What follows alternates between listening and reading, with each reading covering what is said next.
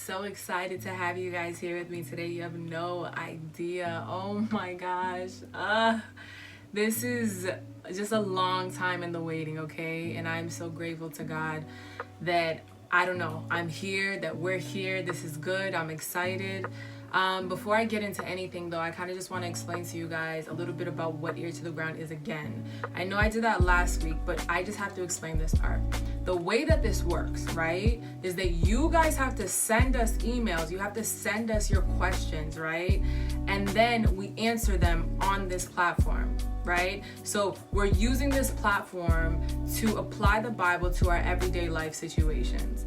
That only works if I know your guys' everyday life situation. So email us at ettground@gmail.com. I'm going to put it at the bottom of the screen and probably in the description box. ettground@gmail.com. I'm eager to help you guys. I'm eager to just, I don't know, like let's let the Bible come alive in our everyday situations, right? I'm excited.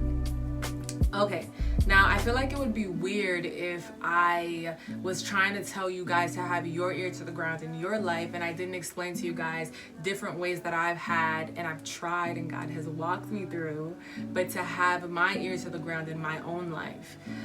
So I thought it just made sense for me to tell you a little bit about my life in the past year and a half.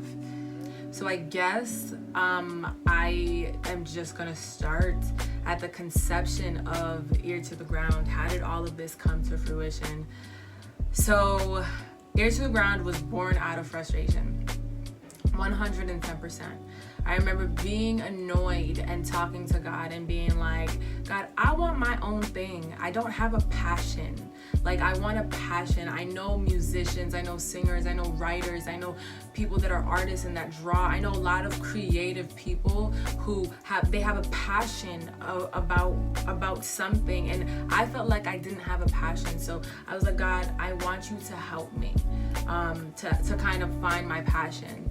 And so I took my notebook out. It was May 22nd, and I took May 22nd of 2020, and I took my notebook out, and God, I don't know, it just poured out of my mind, Ear to the Ground, what it is, the conception of it.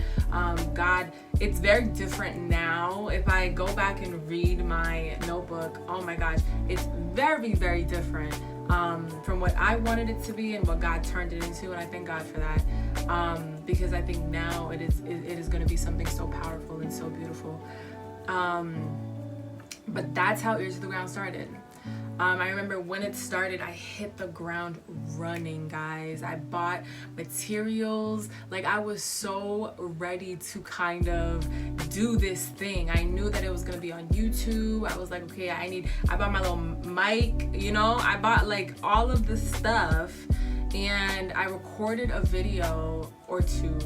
And guys, I watched it back and I was like, what was that? That was bad. That was really bad. And so I was like, never mind. I don't think that was a funny idea. Whatever, it is what it is. I kind of just set it aside. I was like, okay, whatever. Just some context for what my life was during that season. I had just graduated college. I was a super senior, so I did 4 years and a semester. But I made it. God is faithful. Thank you, Jesus. And I was looking for a job. I was on the prowl for a job. I wasn't too worried about the job because I was like, when I was in school, guys, everybody was stressing about their job. But like, God had given me so much peace about my job, because there's a verse in the Bible that when I heard it, I clung to it. It goes, and I'm not going to quote it verbatim, but it goes, God takes care of the birds. He loves you far more than the birds. He's going to take care of you. I believe that with every ounce of my being. I'm like, yo, if these birds can find food, I'm going to be all right. God is going to take care of me. I knew it. I just knew it. No one could tell me anything different.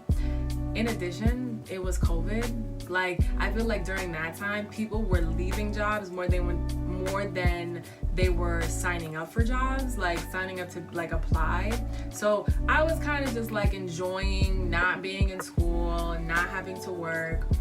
You know what I mean? I didn't want to go out there. Vaccines weren't a thing. Masks were a thing, but everyone was still pretty scared. I think during that time, it was like still hundreds of thousands of people that were dying. You know, the rates were going up. It was crazy. So I was like, whatever. But as time went on, I did begin to feel the pressure to find a job. I did. I was like, okay, God, like, I have loans I need to pay for. I have a future that I want to save for. I have things that I want to do with this money. Like, you know, like, it's time. I'm a grown up. I'm done with school. Like, it's time. And nothing was happening. Guys, nothing was happening. I cannot stress that to you enough. Like, I would apply to jobs and I wouldn't even get a call back. Like, I wish that I was getting calls back, I wish that people were calling me back, but they were not. Like, it was like I would have to second guess myself. Like, did I apply or not? Like, I was not getting a call back. And I remember it was in August that I sat down with all my friends and I was like, listen, you need to help me pray because I need a job. Like, God, I'm believing you for a job. I believed you to take care of me since the beginning. I knew that you would. I don't know what's going on, but I need you. And so me and my friend, we prayed that night and I went to sleep. That was August 5th that I went to sleep. And that night I had a dream. And in the dream, I was sitting down on a carpet on the floor or whatever, and 3 people rushed up to me. And they each had something in their hand, and the first person gave me the thing that was in their hand, and I looked at it and it was a job offer, and I was like, ooh, what is this? And I was kind of just like playing it cool, like, okay. I don't think I was that interested. And I kind of handed it back, and the second person gave me something. And guys, I said yes right away because I don't remember all of the details, but I do know that it was something, the job that she offered me was something that I just knew that it was unusual for me, right? It wasn't something that I would be like, ooh, let me apply to this. Let's say that I was a doctor. I wouldn't apply to be a nurse. Or like, it wasn't something that I would apply to, you know, based on my personality or what I think that, you know what I mean? I don't know if that makes sense. But it wasn't something that I would apply to, like, out of my own volition. And so I was like, okay. And then she told me how much she wanted to pay me. Guys, oh my gosh, it was mad money. It was mad money. And I was like, okay, like, sure. You want to hire me? Okay, sure, let's do it. And I was like, okay. And then, guys, I woke up. And I was like, oh my gosh, God, you just answered my prayers. What I got from the dream was that God was telling me, number one, be still.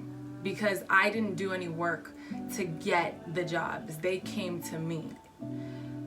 Number two, God was saying that he was going to take care of me financially, substantially more than I could have imagined or even thought that I wanted. You know what I mean? It was crazy. And so I was excited. I was like, oh my gosh, God, like, okay, like, my job is coming to me. It wasn't the first time that God spoke to me in a dream, so it wasn't unusual for me. I was like, okay, God, like, and then I was like, cool, so I'm gonna wait. So the time after that, as time went along, God, guys, proved to be such a provider for me. During that season of my life, there were so many people that blessed me financially, completely unsolicited. I did not ask. I did not seek it, but people kept blessing me like, oh, God put this on my heart, or, oh, God just moved me to do this. Kathy, I was thinking about you, like, more than ever before. And I was like, oh my gosh, God, like, it just made me believe him even more. Like, okay, you're taking care of me in the meantime, you know? And so I was chilling. I was like, yes, this is gonna be good. I was so excited. God had answered my prayers. I knew my job was on the way. But in the meantime, I was like, okay, cool, guys. So I'm just here. I'm gonna wait for you. I'm gonna wait. And so I waited. And I waited. And I waited, and I waited. Guys, it wasn't until December that I finally had a conversation with my best friend, and I was like, listen, what if that dream was something that is supposed to happen in the future? I started rationalizing what God had told me, because I was like, it's not happening. I believe God. I believe you, God. But here I am without the promise. So it's probably like later on in my life. But in the meantime, I need a job. And so I started applying. Guys. And I was applying and applying and applying and applying. And can I tell you, the same thing that happened to me the first time when I was applying happened to me again, where I was not getting a call back, not one call back. But the funny thing is that this time people would reach out to me, sure enough. See, the devil works, because the devil does things where, so I was waiting on God, right? And I believed God. I believed what God was saying to me is that the job would come to me. And so the devil would use like people and things to hit me up about jobs. And those jobs, it would entice me, because I'm like, I know the job is coming to me, but I didn't have a peace about it. And so the devil would try to sway me. I believe it was the devil, him trying to sway me, him trying to make me feel like, oh, like I need a job, and at least these people are hitting me up, because none of the people that I'm applying to are hitting me up. Nothing was happening.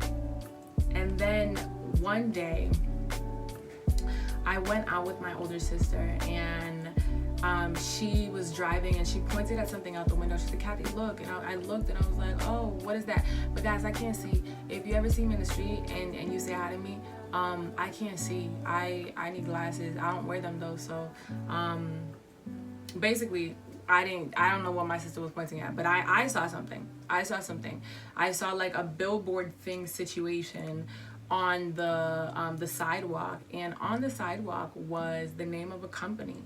And guys, I was like, I don't know, like I'm looking for a job. So I looked up the company on my phone, and let's say the company's name was Orange Chicken, right? I looked up Orange Chicken on my phone, and guys, can I tell you, they were looking for someone that fit my exact description.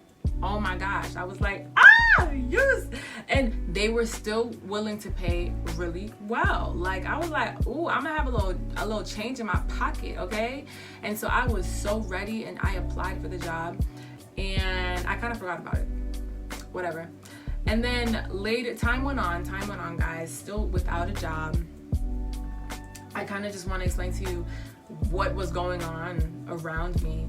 I am a recent college grad, and I do not have a job.